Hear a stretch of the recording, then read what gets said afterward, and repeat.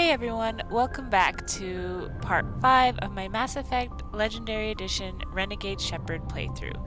So last time we rescued Liara and we talked to her on the ship, and we did a few side missions. So today we're going to continue with some side missions, and we'll just kind of see where,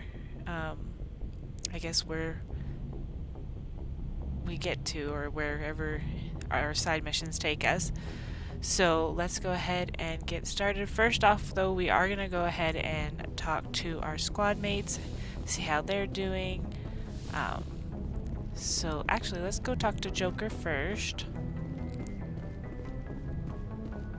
And we'll get that codex here.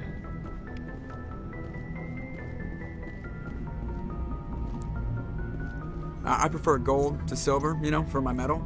I figured you'd recommend me for one since I pulled your boots out of the fire. Earning medals is hard. Saving my boots from burning lava is part of your job, Joker. We don't give medals to soldiers for doing their jobs. That figures. Just get me a nice card and a cake. No coconut, though. I hate that crap. So, Commander, why don't you tell me why you're really here? Ship status report. How's the Normandy performing? Is she everything they said she'd be? She's the best ship in the fleet. If you've got a pilot who knows how to handle her. Balance isn't what you'd expect. Takes a while to get used to that oversized drive core we got stuffed in the back, and her power can sneak up on you if you're not careful. The Normandy's probably too much ship for your average Alliance pilot, Commander. Lucky for you, I'm anything but average. I just wanted to talk. I like to know my crew. Mind if I ask you a few questions? I can see where this is going. You did a background check on me, didn't you? Well, I'll tell you the same thing I told the captain. You want me as your pilot. I'm not good. I'm not even great. I am the best damn helmsman in the Alliance fleet. Top of my class in flight school, I earned that. All those commendations in my file, I earned every single one. Those weren't given to me as charity for my disease. Are you contagious? I can't have you on this ship if you're going to infect my crew. Infect the crew? Oh man, you have no idea what I'm talking about, do you? Okay, I've got Vrolich syndrome, brittle bone disease. The bones in my legs never develop properly. They're basically hollow, too much force and they'll shatter. Even with crutches and my leg braces, it's hard to get around. One wrong step and crack! It's very dramatic, but I've learned to manage my condition, Commander. Put the Normandy in my hands and I'll make her dance for you. Just don't ask me to get up and dance unless, you like the sound of snapping shin bones. Tell me about your disease. I need to know more about this Vrolich syndrome if I'm putting my ship in your hands. Yeah, of course you do. It's an extremely rare condition. Nobody knows exactly what causes it. Genetic, maybe. It's treatable, but there's no cure. They classify my case as moderate to severe. I was born with over a dozen fractures, hip, thighs, ankles. My bones were already breaking in the womb. 100 years ago, I wouldn't have survived past my first year. Lucky for me, modern medical science has turned me into a productive member of society. How do you do your job? You're not going to break a bone trying to fly the ship, are you? I don't fly with my feet, Commander, so I'm fine as long as I'm in this chair. I gotta be real careful when I get up to take a piss, though. I can do my job as well as anyone on the ship. Better, actually. So don't worry about it. Let's change topics. I'm not trying to make you uncomfortable. Let's talk about something else. Whatever you want, Commander. How'd you get your nickname? Why does everyone call you Joker? It's a lot shorter than saying Alliance Flight Lieutenant Jeff Moreau. Plus, I love to make little children laugh. Yeah, right. I was just thinking how much you remind me of Santa Claus. Look, I didn't pick the name. One of the instructors in flight school used to bug me about never smiling. She started calling me Joker, and it stuck. Were you unhappy? Why didn't you ever smile? Hey, I worked my ass off in flight school, Commander. The world's not gonna hand you anything if you go around grinning like an idiot. By the end of the year, I was the best pilot in the academy, even better than the instructors, and everybody knew it. They'd all got their asses kicked by the sickly kid with the creaky little legs. One guess who was smiling at graduation? Goodbye. I have to go. All right, see ya. So I love how Shepard just automatically thinks he's got some sort of contagious disease. That's not really what he was saying at all, but that's what she got out of all that. Until he explained some more. Okay, let's go down and talk to the rest of our crew members. I think we'll start with Liara and I know I have a few conversation options with Dr. Chakwas, so we'll talk to her as well.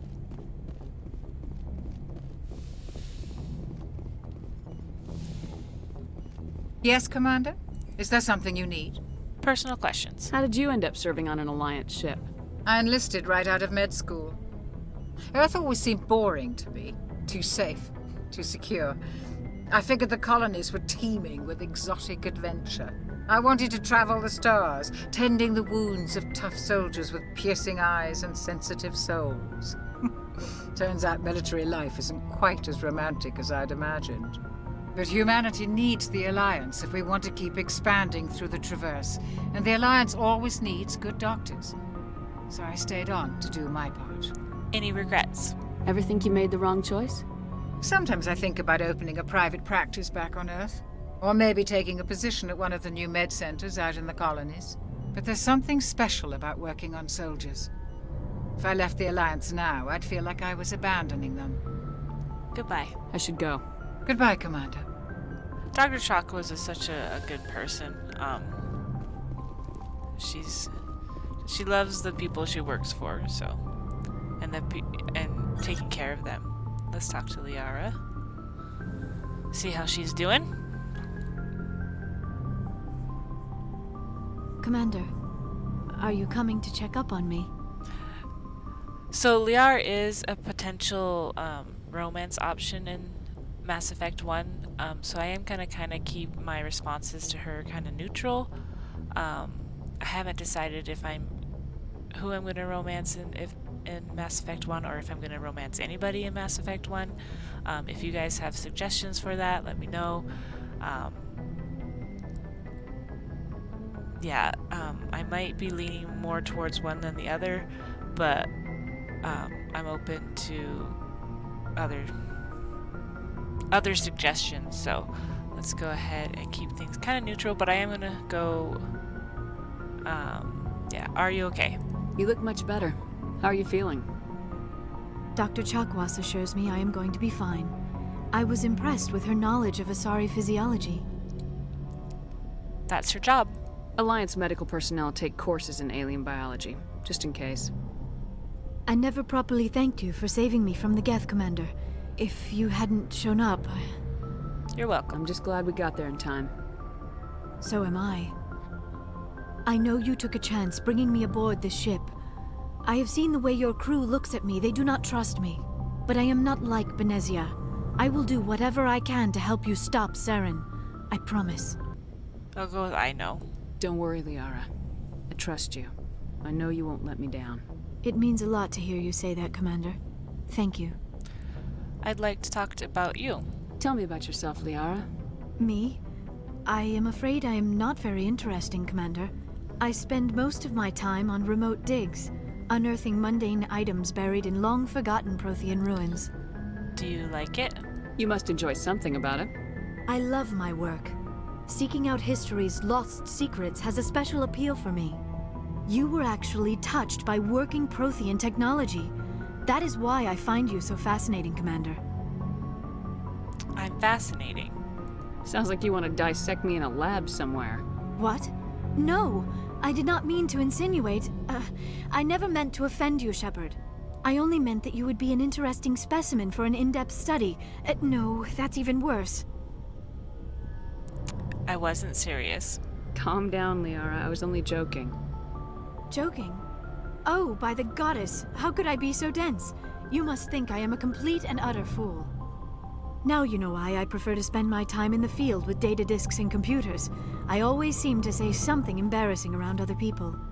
Please, just pretend this conversation never happened. And then I think I'm gonna save the rest for another time, so goodbye. I should go. Goodbye, Shepard. So we'll head over and talk to Kaden.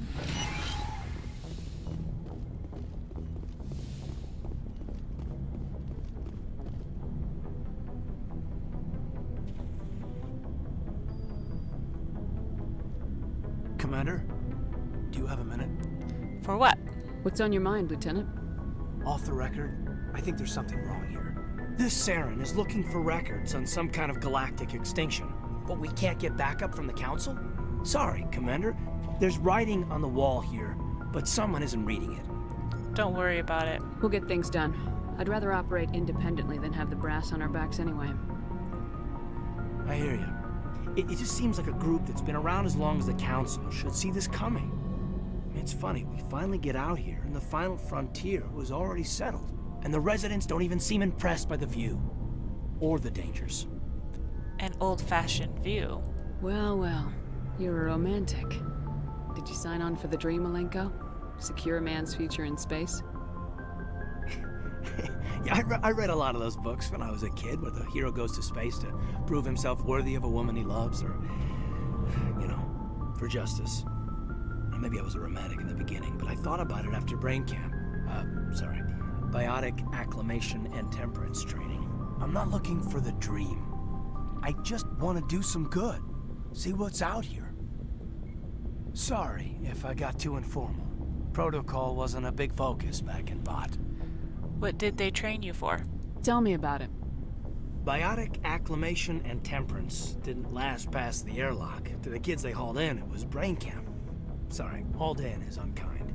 We were encouraged to commit to an evaluation of our abilities so an understanding of biotics could be compiled. There are worse results of accidental exposure to element 0 in the womb. Beats the brain tumors some kids grew up with. What's the survival rate? Seems like you beat the odds. How many didn't make it? Out of 100, maybe 60 have no effect. 30 suffer adverse effects, little things like brain cancer. The other 10 show enough ability to augment with implants. Not always permanent, though. Not like the cancer. Next thing you know, you're out on Jump Zero. And how's a kid supposed to deal with that? A station at the edge of human space. Jump Zero. Jump Zero is Gagarin Station, right? What's it like? Yeah, that's the official name. Biggest and farthest facility we had for decades. Right on the termination shock, the outer edge of the solar system. It's where they did all the Goose Chase FTL research before we caught on to using mass effect fields. It was a sterile research platform when I was there. Intentional exposures. You know of any intentional exposures for certain? No one knows. Doesn't mean they didn't happen. As big as the exposures were, it was hard to track down accidentals. It was different then. No one knew the potential, so there wasn't a lot of regulation. Anything Kinetics did was gold. I'm not saying they intentionally detonated drives over our outposts, but in retrospect, they were damn quick on the scene. Friends. There were other kids in the same boat, right? At least you weren't alone out there. That's true. We did have a little circle that'd get together every night before lights out.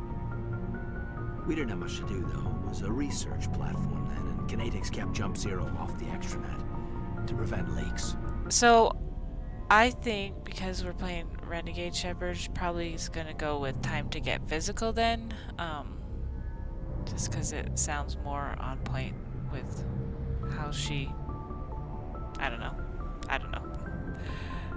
So we'll do that one. Time to get physical then. You were all teenagers. I'm sure you found other ways to occupy the time. I'm not the sort who does that kind of thing, Commander. Not lightly, anyway. There was a girl I spent a lot of time with. We kept our clothes on. Rana.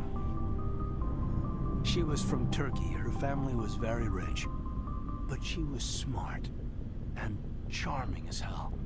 Beautiful. But not stuck up about it. Like you, I guess. Ma'am. Did you love her? Sounds like she was special to you. She was. Maybe she felt the same. But things never felt together. Training, you know. Sounds rough. Go on. Jump Zero's a long way from home. What was it like? The grand gateway to humanity looks a lot better in the vids. Anyway, this was supposed to be a casual debrief, not a bull session about stuff that happened years ago. I want to know my crew. We have to depend on each other in combat. I like knowing what kind of man I have at my back. I understand, ma'am. I won't let you down. You, make a habit of getting this personal with everyone? To some degree. Of course. but I don't enjoy it with everyone. We'll talk again later. I'll need some time to process that, Commander. But, yeah, I'd like that. Okay, so now that we got our two up here to talk to, let's go ahead down to the, I can't remember what it's called.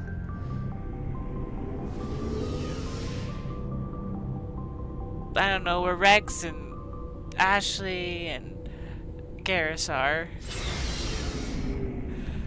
Can't remember what this area of the ship is called. Let's talk to Rex. Shepard, what can I do for you? Personal inquiry. What's your story, Rex? There's no story. Go ask the Quarian if you want stories. Don't be an ass.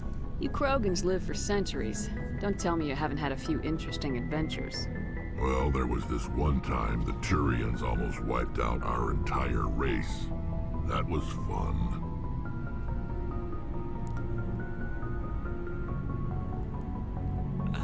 Big deal. Yeah, they tried the same with us, but we fought them off. It's not the same. Of course it is. Seems similar enough to me. So your people were infected with a genetic mutation? An infection that makes only a few in 1,000 children survive birth? And I suppose it's destroying your entire species? Oh my gosh, Shepard's being really rough with him right now. So what? You're still here. Can't be all that bad. I don't expect you to understand, but don't compare humanity's fate with the Krogan. Touchy subject. I was just making conversation. I wasn't trying to upset you. Your ignorance doesn't upset me, Shepard. As for the Krogan, I gave up on them long ago. The genophage infected us, but it's not what's killing us. Genophage. What can you tell me about the genophage? Ask the Solarians if you want details. They made it. All I know, it makes breeding nearly impossible. Thousands die in stillbirth, and most never get that far. Every Krogan is infected, every one. And no one's rushing to find a cure. What? Why don't the Krogan try to find a cure?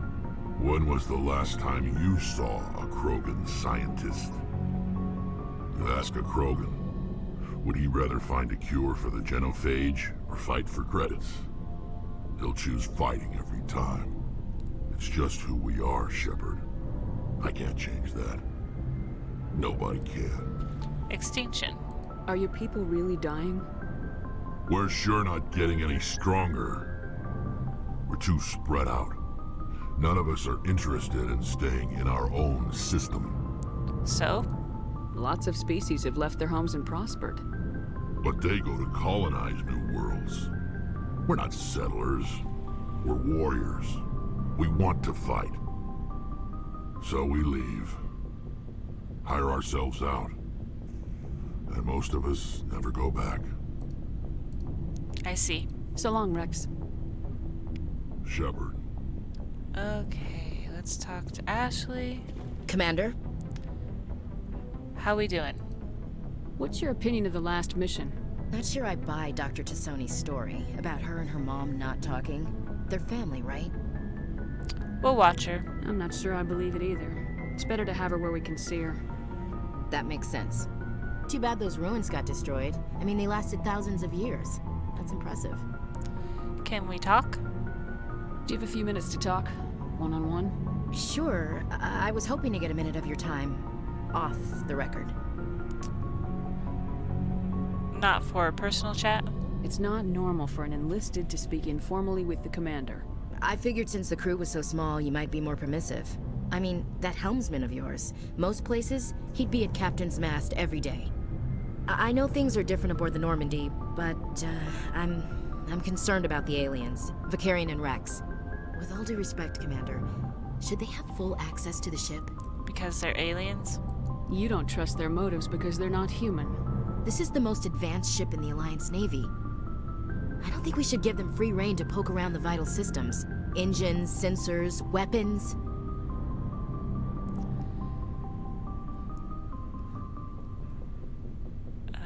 You're out of line. That's enough, Chief.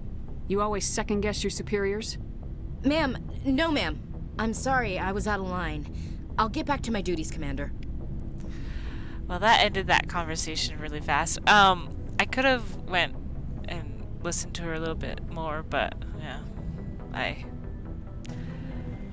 I wanted to go that option or that route. So let's talk to Garrus. Commander, nice work out there. I knew working with the Spectre would be better than life at CSEC. You knew? Have you worked with the Spectre before? Well, no, but I know what they're like.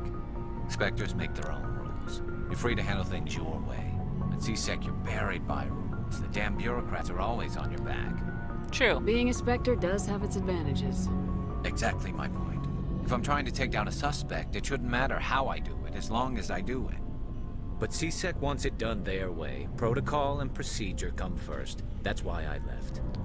That was your reason? So you just quit because you didn't like the way they do things? There's more to it than that. It didn't start out bad, but as I rose in ranks, I got saddled with more and more red tape. CSEC's handling of Saren was typical. I just couldn't take it anymore. I hate leaving. Forget about it. You did the right thing.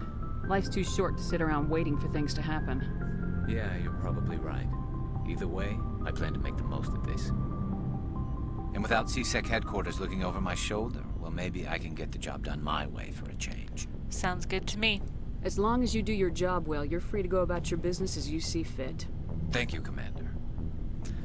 Okay, get the codex on the Mako. And I'm not going to talk to the weapons man. We'll save that for a different time. I already know kind of what he wants and stuff. Let's talk to Tally. Your ship's amazing, Shepard. I've never seen a drive core like this before. I can't believe you were able to fit it into a ship this small. I'm starting to understand why you humans have been so successful. I had no idea Alliance vessels were so advanced.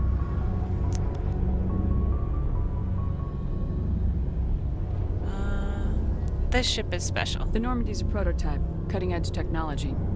A month ago, I was patching a makeshift fuel line into a converted tug ship in the flotilla. Now, I'm sitting on board one of the most advanced vessels in Citadel space. I have to thank you again for bringing me along. Traveling on a vessel like this is a dream come true for me. You're into ships. I had no idea you found ship technology so interesting. It comes with being a Quarian. The migrant fleet is the key to the survival of my people. Ships are our most valuable resource. But we don't have anything like this. We make do with cast-offs and second-hand equipment. We just try to keep them running for as long as we can. Some of the fleet's larger vessels date all the way back to our original flight from the Geth. That was 300 years ago. I can't believe your fleet's still using ships that are 3 centuries old. They're constantly being repaired, modified, and refitted. They aren't pretty, but they work. Mostly. We've tried to make ourselves as independent as possible on the flotilla, grow our own food, mine, and process our own fuel. But some things we just can't make on our own. A patch to maintain the hull integrity requires raw materials we just don't have. That's why our pilgrimages are so important. Pilgrimage. I want to know more about the pilgrimage. When my people reach maturity, we leave our birth ships and seek acceptance with a new crew. It's necessary to maintain genetic diversity among the fleet.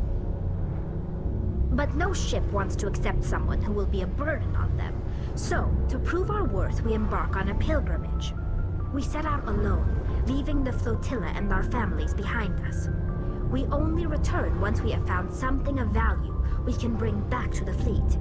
This is presented as a gift to the captain of the respective ship we wish to join. If the gift is accepted, we are welcomed into the crew. Sounds dangerous. I can't believe they just send you off alone. It's not like they just cast us out. Before we leave, we are given lessons in how to survive outside the flotilla, and given gifts to help us on our journey. We also receive implants to fight off sickness and disease. Generations of living in an isolated and highly controlled environment have left our immune systems weaker than most. By the time we leave the fleet, we are well equipped for the pilgrimage. This is a rite of passage for all Quarians. If it were dangerous, our numbers would suffer. Virtually every pilgrimage ends with a triumphant return and the ritual presentation of the gift to one of the fleet's captains. Do they always accept? Can a captain choose to reject the gift?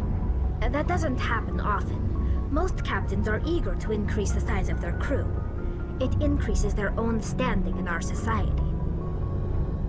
Even when a gift is not particularly valuable, the captain usually accepts it out of a sense of tradition. However, there is a stigma to presenting a substandard gift.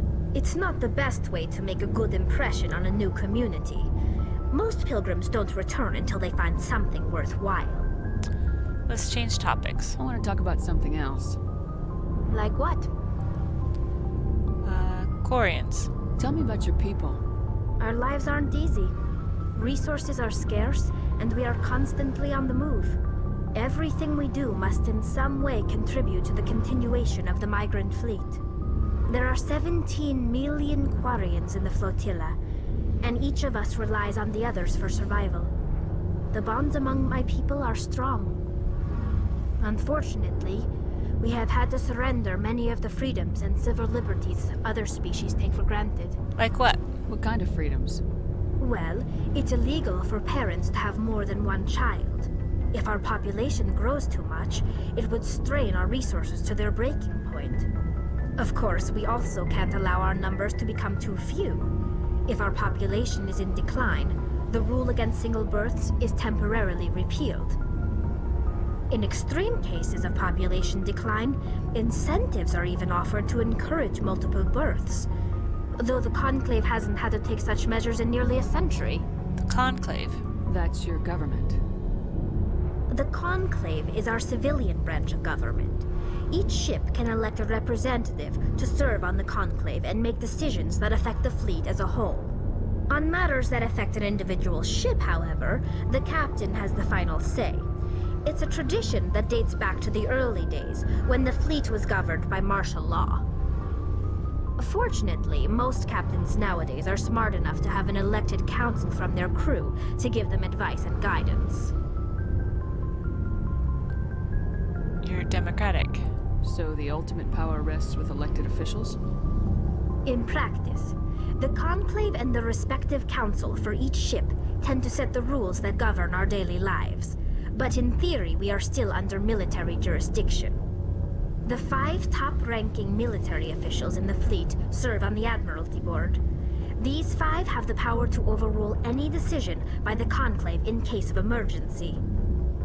To do so requires unanimous agreement among the Admiralty, and they can only do this once. After that, the entire board must resign their posts.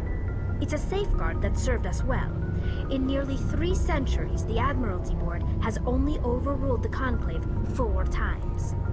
Geth. I want to know more about the Geth. I doubt I can tell you anything you don't already know. It's been almost 3 centuries since they drove my people into exile. All I know is the story of their origins.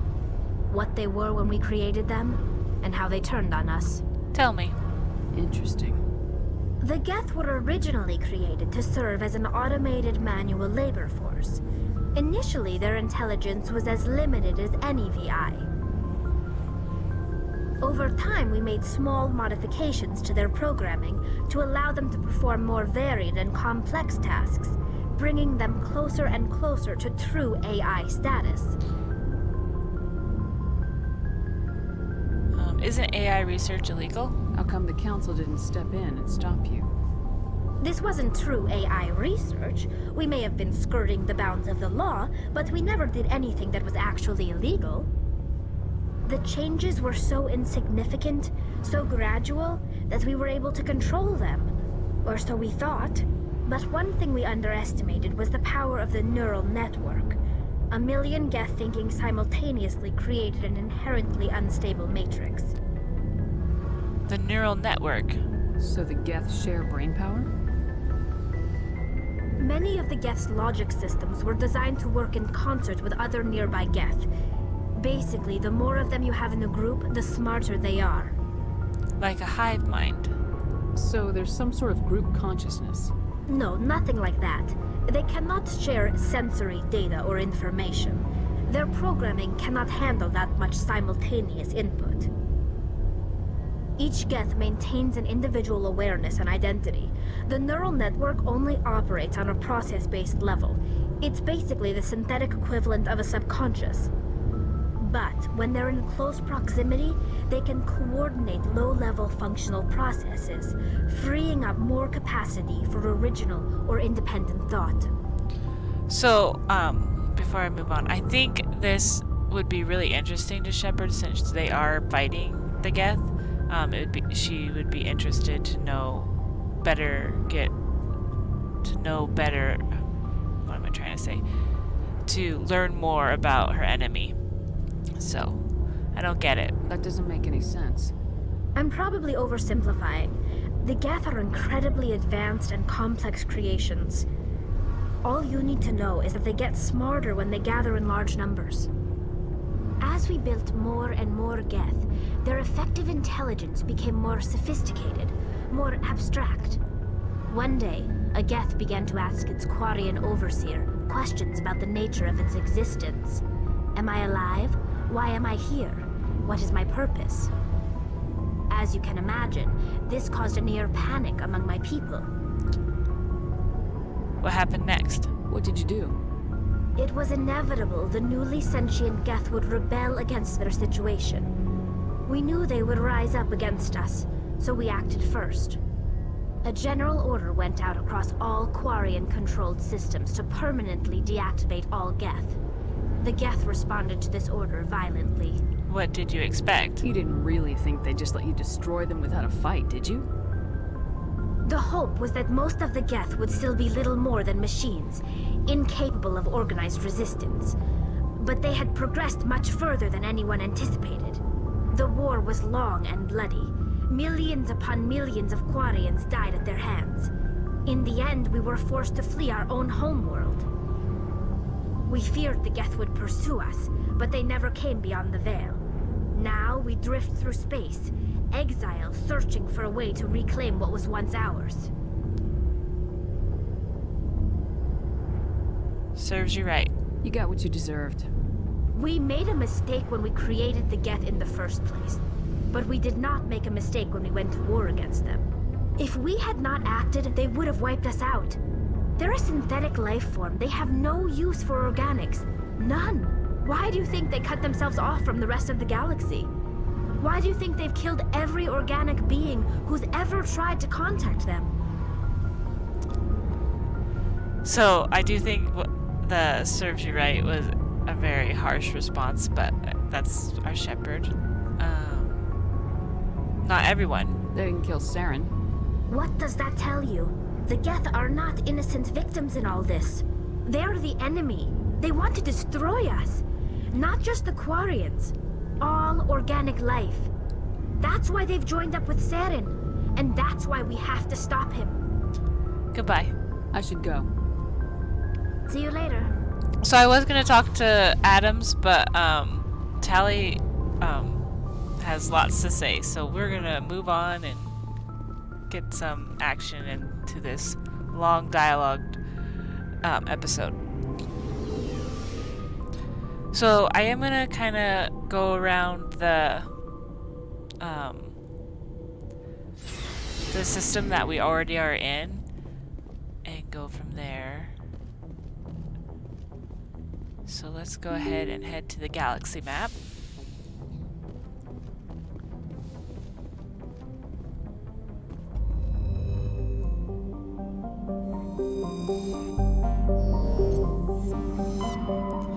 And I think I'm gonna go to Sparta first.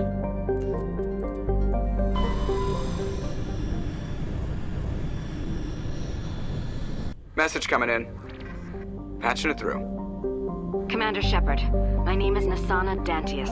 I have a job for you. I can't say any more in an unsecured communication. If you're interested in hearing my offer, meet me on the Citadel so we can talk in person. I'll be waiting in the Diplomat's Lounge on the Presidium. Okay, so we probably head to the Citadel, to kind of see what she wants. So let's scan some planets. Commander, I'm picking up a signal from the planet's surface. It looks like an automated distress beacon. Okay, but before we land, we're gonna check all the planets, survey them, gas deposit surveyed, and we'll scan our asteroid belts, rare elements surveyed.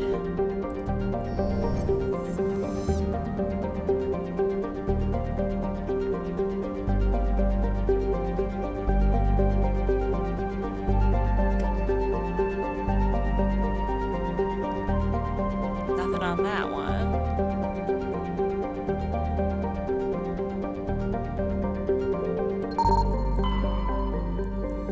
Survey. Prothean data disk recovered. While scanning the asteroid field in the Sparta system, you found signs of habitation. A recon team was sent to investigate one of the larger asteroids. The rock had a small, functional biodome, but no signs of anyone still living there. There was, however, a data console with an intact Prothean data disk inside. Okay, let's land.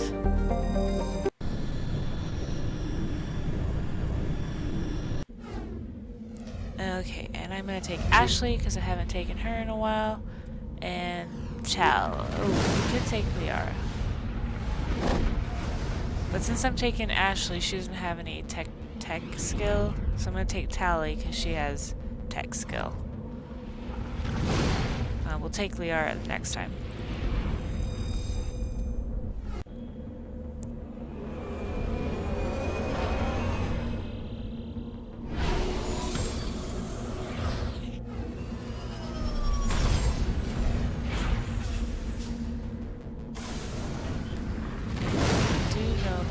Some points to we have quite a few points to spend.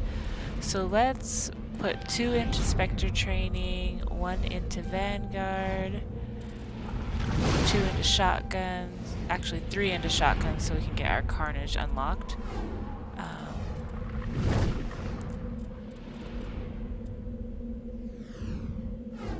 Let's go 1 into assault training and then 1 into warp. And then Ashley, she's got lots of points because we haven't used her in a while. So let's go soldier, assault training, combat armor, assault rifles, pistols. And then let's go some more into assault rifles, 1 into snipers, 2 into combat armor. And we'll unlock fitness, 1 into fitness, 1 into first aid. Let's unlock heavy armor, pistols. Then we unlock shotguns. Let's do 1 more into first aid. And then Tally. 1 more into Carnage. Let's get her electronic skill up a bit. And then her decryption up.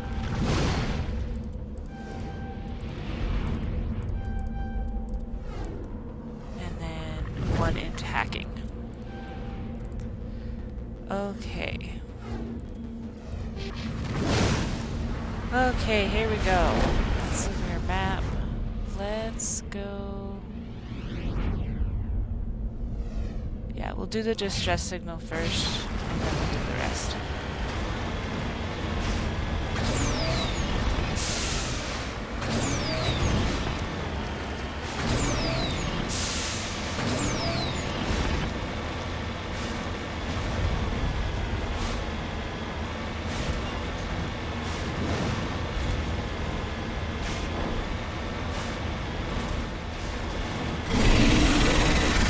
Thresher Maw. Always bad about getting too close to these things. So.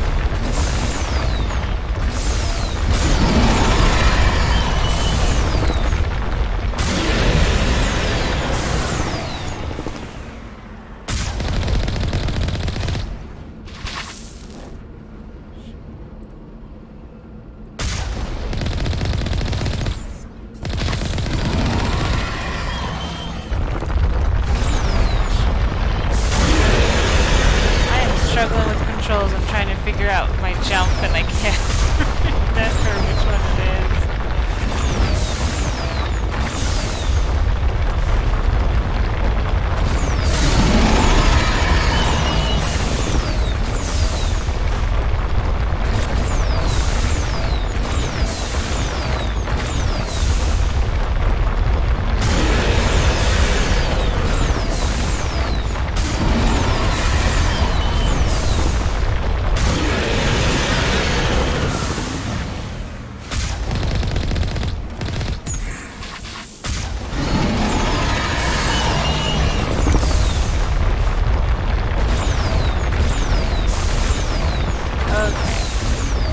I don't know if shooting these tentacles make it faster, but I think it stops. I'm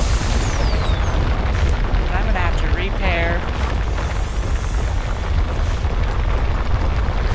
Oh, it's getting close to me.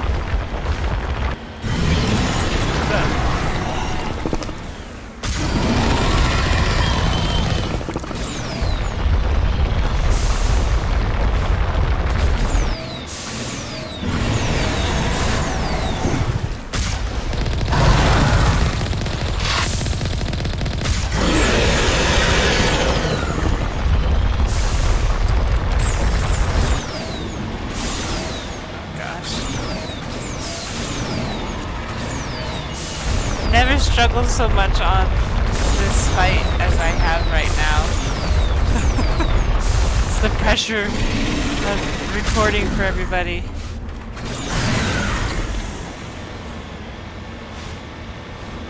But I gotta repair because I was about dead.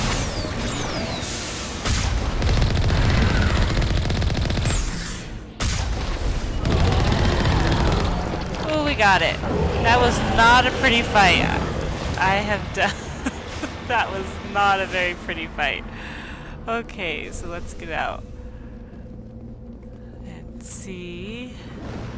Examine the Marines. Alliance soldiers. Looks like they were lured here by the distress beacon. These are Admiral Kahoku's men. We need to tell him what happened here. You are right, Ashley. We should go tell him. Okay, so let's get back in the Mako. And let's put markers up because I'm not good if I don't have a marker flashing at me.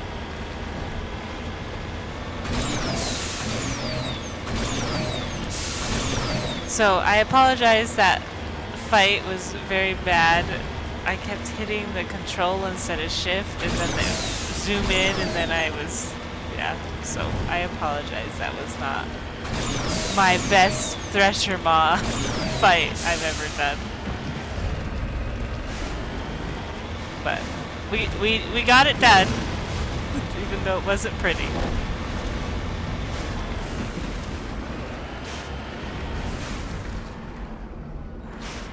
little bit further.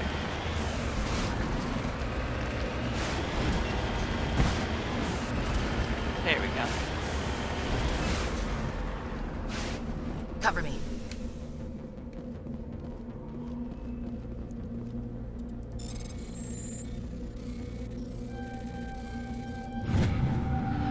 ID tag recovered. You found Captain Malone's identification tag.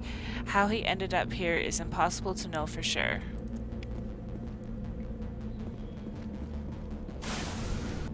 And let's go here.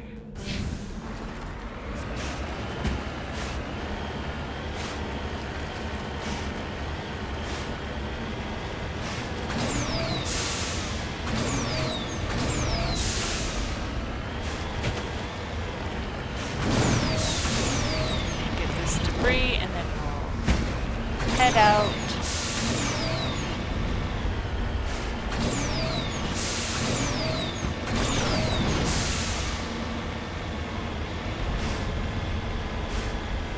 Okay, almost there.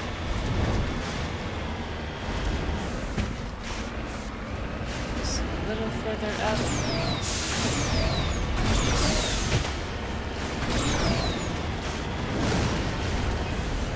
Looks like there's some minerals up a little further ahead. On my way. So we should go get those as well. Okay, this one's a little bit more challenging. There we go. Found our opening.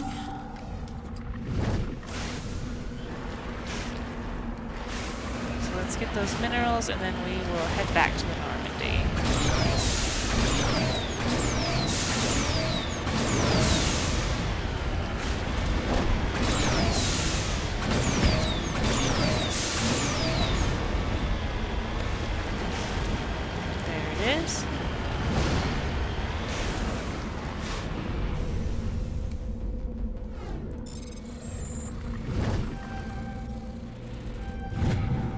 Light metal surveyed.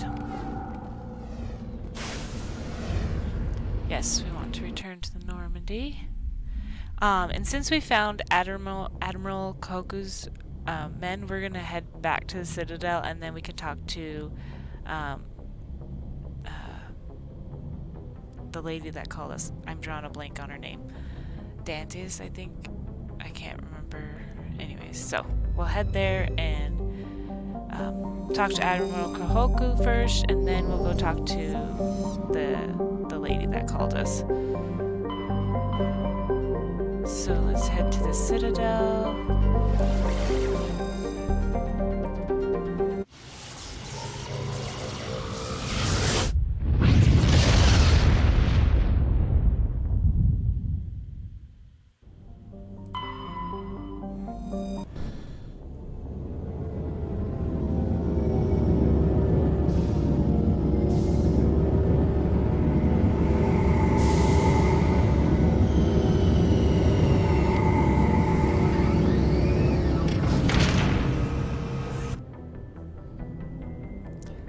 Okay, so let's go ahead and go talk to Admiral Kohoku first, and then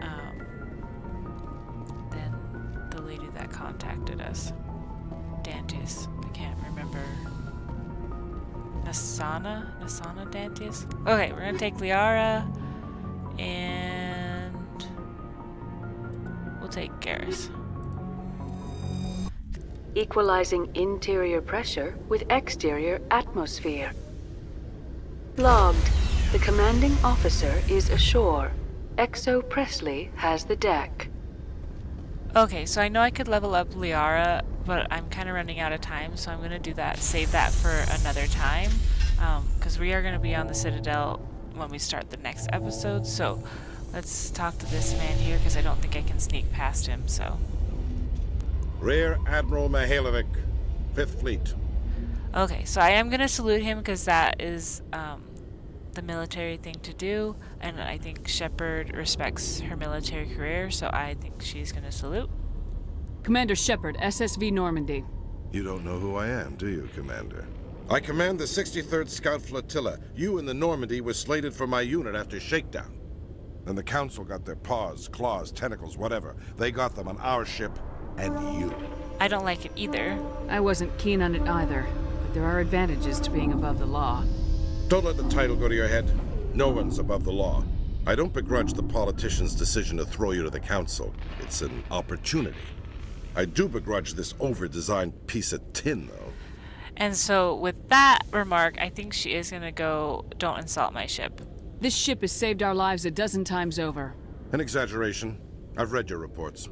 This experiment diverted billions from our appropriations bills. For the same price, we could have had a heavy cruiser.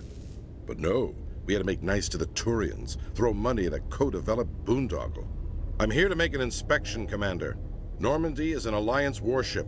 I intend to see she's up to snuff. I don't think so. Normandy is an Alliance warship, but she's on loan to the Citadel. That means she's not in your chain of command. I believe there's something wrong with my ears. Did you just contradict me? Damn right I did. This ship is Council property right now. So respectfully, please clear the gangway. Have it your way, Commander. But expect me to file a report on this. Okay. So, yeah, as soon as he started insulting her ship, I think she would have been, okay, I'm done with you. Coming up in a report later today, Emily Wong investigates corruption on the Citadel and uncovers a full-blown crime syndicate. Well, we helped with that.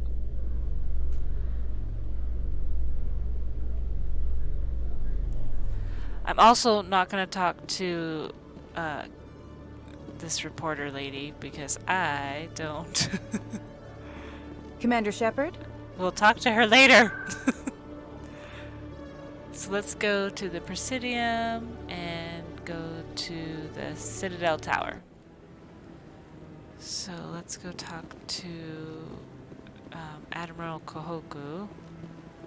No, I'm waiting to speak with one of the council. Commander, any word on my missing men? They're dead. I found them. Well, what was left of them. They ran into a thresher maw. A thresher maw? That's not... My men wouldn't just stumble into a thresher nest. Not the entire unit. They were set up. Somebody lured them there with an Alliance distress beacon. Placed it perfectly so they'd land right beside the thresher nest. Damn it. I had a bad feeling about this ever since my team disappeared.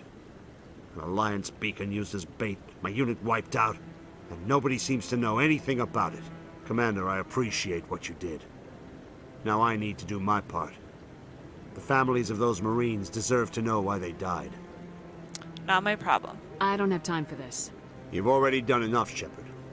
The rest is up to me. Okay, so let's head over to the embassies. We'll talk to Emily another time.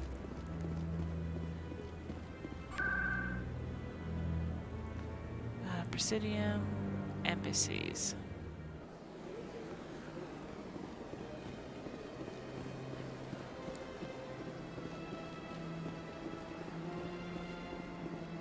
Okay, so she's up here at this bar.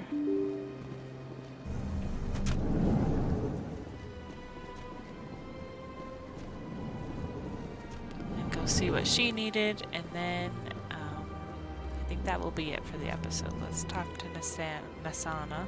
Commander Shepard, I am Nasana Dantius. I see you got my message. Get to the point. You said you had a job offer. I do. My sister Dahlia is a crewman on the cargo vessel operating out beyond the fringes of the Traverse.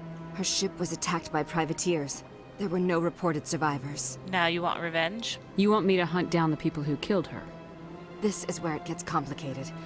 Last week, I received a message with her voice on it. Dahlia is alive. The rest of the crew was killed, but she was taken prisoner.